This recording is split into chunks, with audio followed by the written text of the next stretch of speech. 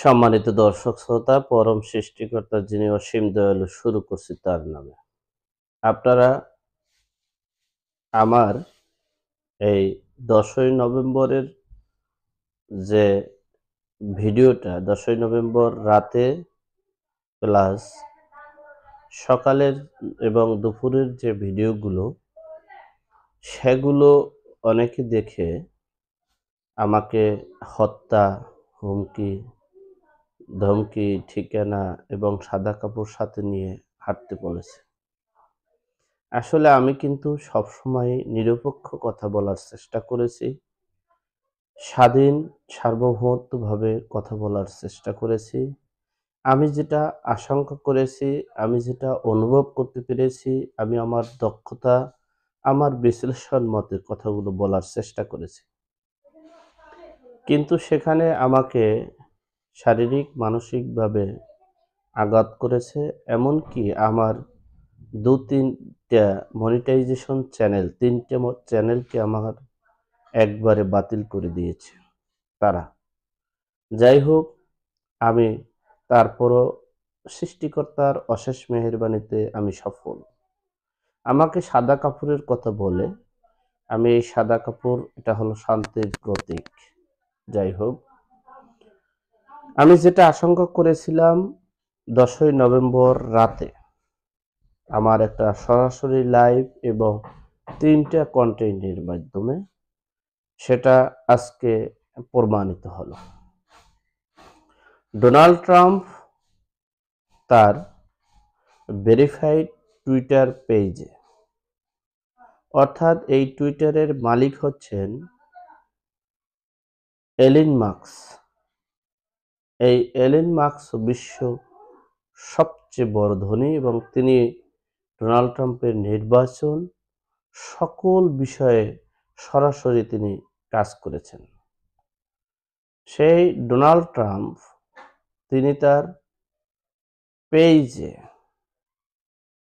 এই বর্তমান সরকারের যে সেনাবাহিনীরা ডোনাল্ড ট্রাম্পের ছবিসহ ৮ থেকে ১০ জনকে যে উত্তম মাধ্যম দিয়ে যে তাদেরকে অ্যারেস্ট করছেন, গ্রেপ্তার করেছেন, ঠিক সেই ছবিটা, সেই ছবিটাই কিন্তু আমি আমার পেজে, আমি আমার ইউটিউব চ্যানেলের থাম্বনেইলে দিয়েছিলাম। সেখানে আমাকে হুমকি, ধামকি, মৃত্যুর ভয় এবং মৃত্যুর সাথে বলেছে এবং বলেছে, তোর দলের যে সমর্থন, তাহলে তোর ১,০০০ সাবস্ক্রাইব কেন? যাই হোক, নানান কিছু বলেছে। কিন্তু আমি দেখেন গত ১৫ বছর থেকে শুরু করে আজকে পর্যন্ত আমি নিরপেক্ষ, যেটা আশঙ্কা করছি, যেটা অনুভব করছি, যেটা হওয়ার সম্ভাবনা আছে, সে সম্পর্কে বলেছি। যাই হোক, আমি বলেছি যে শেখ হাসিনা তার যে মাস্টার প্ল্যান এ, সেটা তিনি সফল হয়েছেন। আমরা বাঙালি, আমাদের সেনাবাহিনী, পুলিশ সহ সমন্বয়কারীরা ডক্টর ইউনূস ব্যর্থ হয়েছে। কিভাবে, সেটা আমি বলেছি। আমি কিন্তু বলিনি শেখ হাসিনা প্রধানমন্ত্রী, শেখ হাসিনা দেশের প্রধানমন্ত্রী, শেখ হাসিনা এই দেশ চালাবে। আমি কিন্তু সেটা বলিনি। আমাকে, আমি আশঙ্কা করছি, সেটা বলছি। সেখানে যুক্তরাষ্ট্রের নবনির্বাচিত প্রেসিডেন্ট, যিনি এখন পর্যন্ত শপথ গ্রহণ করেননি, তিনি ২০শে জানুয়ারি শপথ গ্রহণ করবেন। তবে তিনি বাইডেনের আমন্ত্রণে তিনি হোয়াইট হাউসে গিয়ে তিনি একটা স্ট্যাটাস দিয়েছেন। সেখানে লিখেছেন, শেখ হাসিনার অবর্তমানে বাংলাদেশে কি হতে চলেছে, এমনকি বাংলাদেশের জনগণ যারা আমাকে সমর্থন করে কিছু প্লাকার্ড নিয়ে হাতে দাঁড়িয়েছিল, তাদেরকে উত্তম মাধ্যম দিয়ে সেনাবাহিনী তাদেরকে গ্রেফতার করেছে। আরো অনেক কথাগুলো লিখছে। যাই হোক, আপনারা পৃথিবীর কোনো ব্যক্তি আছেন যে এই কথাটাকে দ্বিমত পোষণ করতে পারবেন যে শেখ হাসিনার অবর্তমানে অবর্তমানে বাংলাদেশে কি ঘটতে চলেছে। তাহলে কি বোঝা যাচ্ছে? শেখ হাসিনা বর্তমান প্রধানমন্ত্রী। তিনি যে কোনো দুষ্কৃতীদের বা দুর্বৃত্তদের কারণে হয়তোবা দেশের বাহিরে আছেন।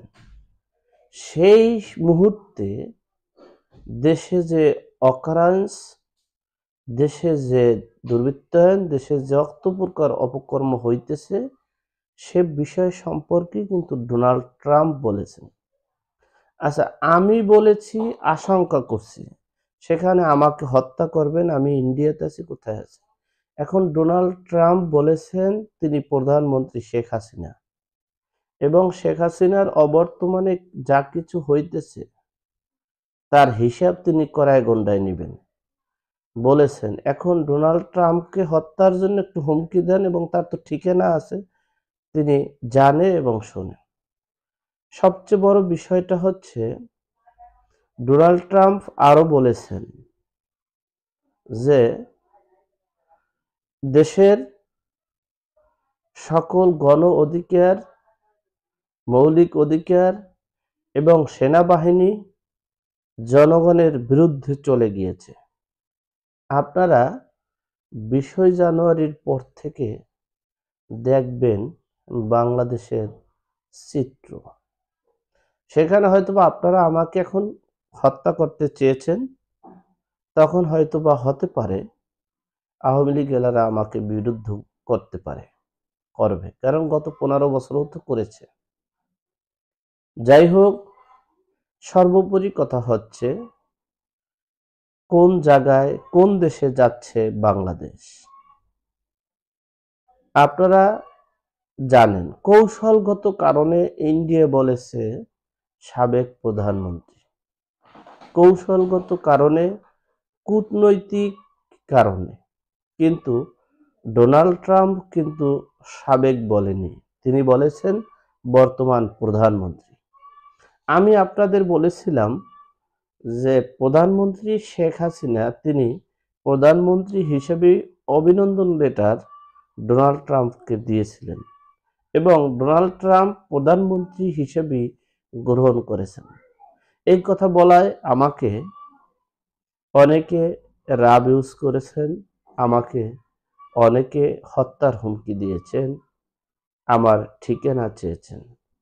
ঠিক সেই কথাটা কি বর্তমানে প্রকাশ পাচ্ছে কিনা ডোনাল্ড ট্রাম্পের কথায়? ডোনাল্ড ট্রাম্প বলেছেন শেখ হাসিনা, প্রথম লাইন, শেখ হাসিনার অবর্তমানে বাংলাদেশে কি ঘটেছে বুঝতে পারছেন?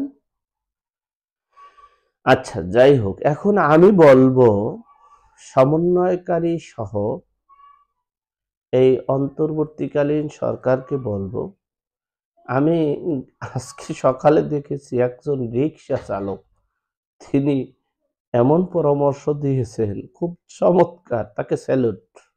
তিনি বলেছেন যে ইনুস সাহেব, আপনি যে কোনো একটা কজ দেখাইয়া একটা পদত্যাগ লেটার লেখা চলে যান বাঁচার জন্য, দেশকে মুক্ত করেন। যাই হোক, সর্বোপরি কথা হচ্ছে, আল্লাহ আমাদের সকলকে, আমি ডোনাল্ড ট্রাম্পের বিষয় নিয়ে এবং শেখ হাসিনা প্রধানমন্ত্রী এই বিষয় নিয়ে আমি কথা বলতে চাচ্ছি না। আমি বলতে চাচ্ছি দেশের শান্তি, জনগণের শান্তি, দেশের সার্বভৌমত্ব, দেশের গণতন্ত্র রক্ষার জন্য আমৃত চেষ্টা করব, দেশের ইতিহাস এবং স্বাধীনতার চেতনা রক্ষার জন্য আমৃত কাজ করব। এজন্য সকলকে আহ্বান করব, সকল অপশক্তির হাত থেকে দেশকে রক্ষা করার জন্য অনুরোধ জানাচ্ছি। আল্লাহ আমাদের সকলকে হেদায়েত নসিব করুক, সকলকে সঠিক জ্ঞান বুঝ দান করার তৌফিক দান করুক। আমিন। আসসালামু আলাইকুম।